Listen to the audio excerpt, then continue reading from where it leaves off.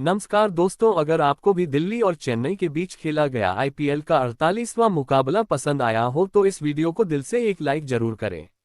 दोस्तों, आईपीएल 2026 का 48वां और अब तक का सबसे रोमांचक सांसों को रोक देने वाला महामुकाबला आज आईपीएल इतिहास की दो बड़ी टीमें दिल्ली कैपिटल्स और चेन्नई सुपर किंग्स के बीच अरुण जेटली स्टेडियम दिल्ली में खेला गया। ऐसे में मुकाबले की शुरुआत हुई दिल्ली के टॉस जीतने को लेकर।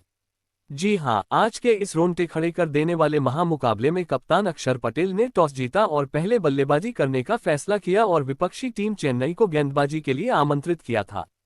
फिर मुकाबला शुरू हुआ। रनों की बारिश करने के इरादे से दिल्ली की ओर से केएल राहुल और पाथुम निशंका ओपनिंग बल्लेबाजी करने के लिए मैदान में उतरे।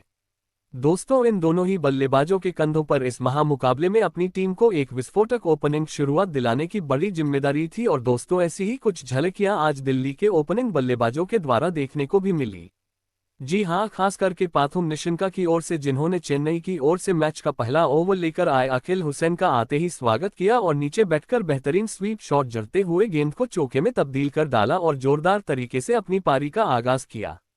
बता दूं, पहली गेंद पर चौका आने के बाद पाथुम निशंका यहीं नहीं रुके बल्कि उन्होंने ओवर की 5वीं गेंद पर एक बार फिर से पीछे हटकर पॉइंट की ओर कट लगाया और इस ओवर का दूसरा चौका अपने खाते में जोड़ लिया। दोस्तों, पहले ओवर में पाथुम निशंका बेहतरीन शॉट जड़ते हुए अब धमाकेदार तरीके से अपनी पारी का आगाज कर चुके थे, तो अब बारी थी उनके साथ निभा रहे केएल राहुल की और दोस्तों, केएल राहुल का ताबड़तोड़ अंदाज देखने को मिला। मैच के दूसरे ओवर में जहां पर चेन्नई की ओर से मैच का दूसरा ओवर लेकर आए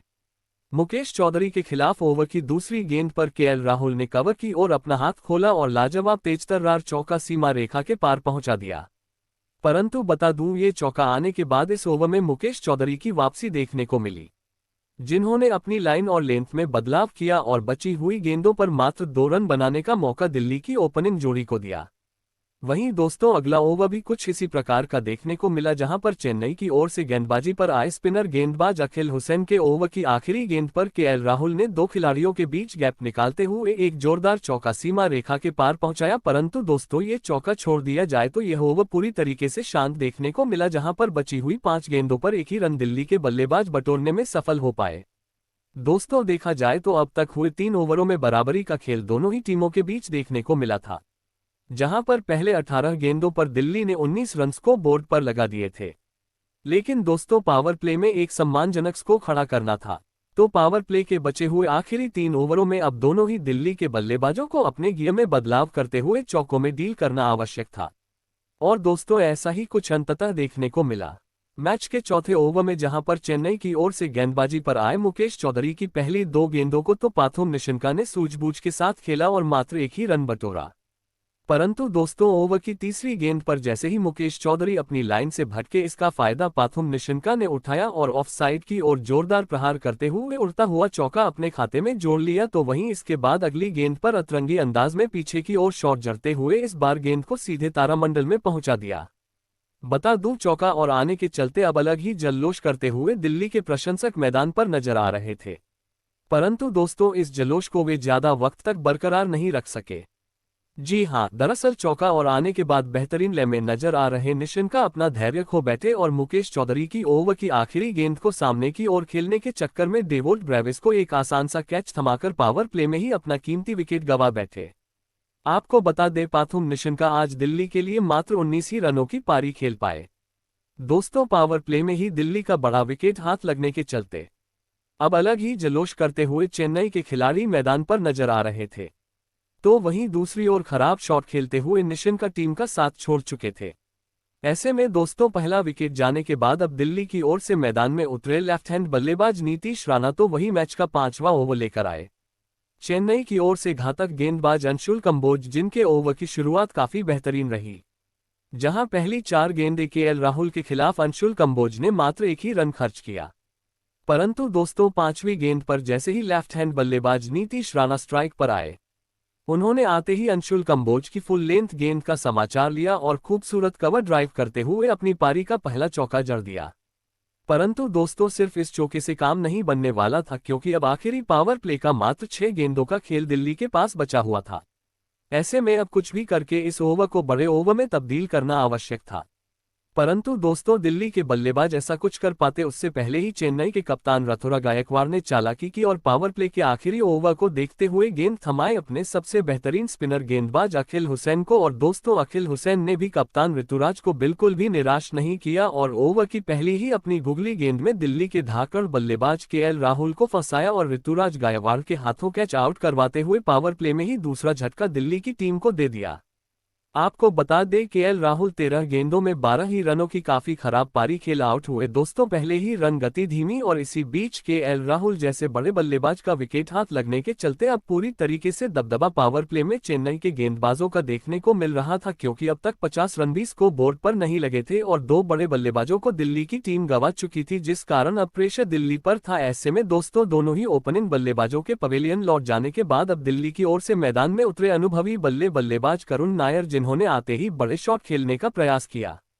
परंतु दोस्तों अखिल हुसैन की चल रही जादुई गेंदबाजी के सामने वे इस ओवर में कुछ उखाड़ नहीं पाए और महज एक ही रन अपने खाते में जोड़ने में सफल हुए। और दोस्तों इसी के साथ पावर प्ले के 6 ओवरों का खेल भी यहीं पूरा हो गया। बता दूं 2 बड़े बल्लेबाजों को गंवाने के चलते आज पावर प्ले में 37 ही रन को बोर्ड पर लगाने में दिल्ली की टीम सफल हो पाई थी। दोस्तों देखा जाए तो जैसी चाहिए वैसी एक धुआंधार शुरुआत आज दिल्ली के बल्लेबाज पावर प्ले में टीम को दिलाने में सफल नहीं हो पाए थे, लेकिन चेन्नई जैसी बड़ी टीम के सामने विशाल लक्ष्य खड़ा करना था तो अब मैदान में मौजूद करुण नायर और नीतीश राणा को अपनी जिम्मेदारी को समझते हुए तेज रफ्तार से टीम को आगे बढ़ाना जरूरी था। और दोस्तों ऐसा ही कुछ अंदाज पावर प्ले के बाद दिल्ली की ओर से देखने को भी मिला। जी हां, दरअसल पावर प्ले के बाद अगला यानी मैच का 7वां ओवर लेकर आए अंशुल कंबोज के खिलाफ पहली 5 गेंदों पर दोनों ही बल्लेबाजों ने अपना धीमा खेल दिखाया और महज इक्का दुक्का रन बटोरा।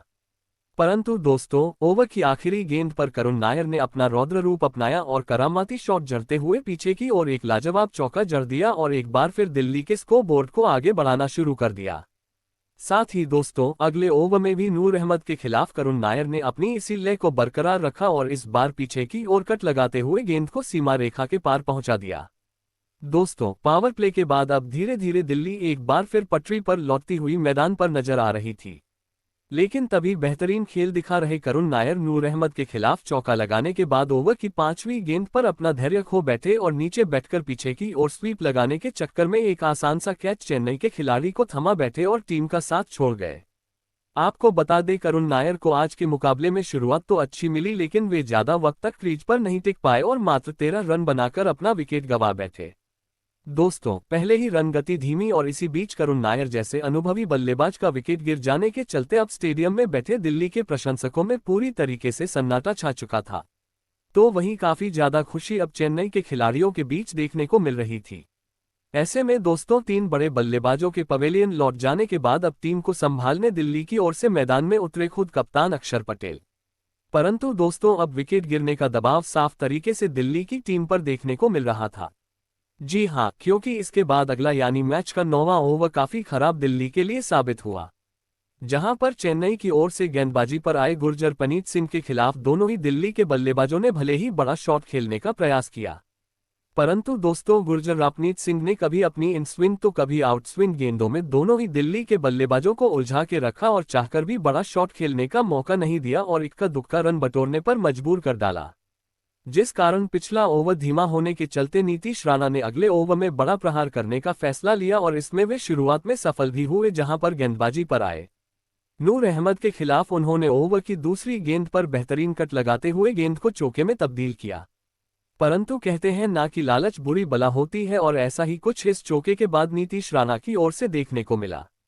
जिन्होंने चौका आने के बाद अगली ही गेंद पर एक बार फिर नीचे बैठकर बड़ा शॉट खेलना चाहा। परंतु दोस्तों वे इस बार अपने मंसूबों में कामयाब होने में पूरी तरह असफल रहे और बाउंड्री पर खड़े खिलाड़ी को एक आसान सा कैच थमाकर टीम को मझधार में छोड़ गए। आपको बता दें नीतीश राणा चेन्नई के खिलाफ आज मात्र 15 ही रन बना पाए। दोस्तों देखा जाए तो आज के महामुकाबले में ताश के पत्तों की तरह अब बिखरती हुई दिल्ली की टीम मैदान पर नजर आ रही थी, क्योंकि देखते ही देखते अब 100 रनों के भीतर 4 बड़े बल्लेबाज खराब शॉट खेलते हुए टीम का साथ छोड़ चुके थे। इस कारण अब दबदबा पूरी तरीके से इस मुकाबले में चेन्नई का नजर आ रहा था।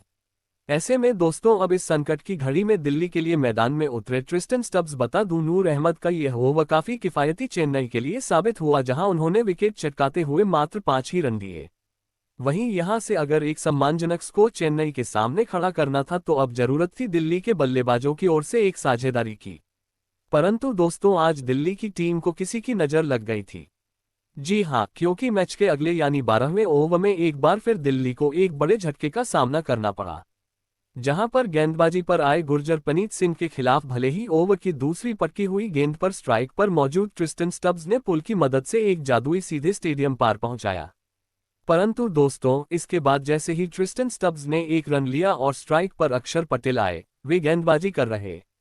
गुरजरपनीत सिंह के सामने अपना धैर्य खो बैठे और पटकी हुई गेंद पर डिफेंस दिखाने के चक्कर में पास ही खड़े खिलाड़ी अखिल हुसैन को एक आसान सा कैच थमाकर टीम को मझधार में छोड़ गए।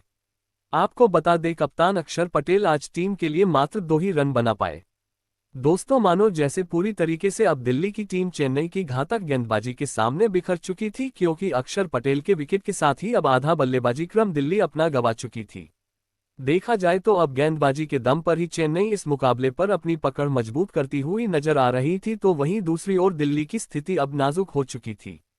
ऐसे में दोस्तों अब इम्पैक्ट प्लेयर के रूप में चेन्नई के गेंदबाजों का सामना करने मैदान में उतरे समीर रिजवी, परंतु दोस्तों अब विकेट गिर जाने का प्रेशर साफ तरीके से दिल्ली की टीम पर नजर आ रहा था। जी हां, क्योंकि इसके बाद मैच का 12वां और 13वां ओवर काफी खराब दिल्ली के लिए साबित हुआ।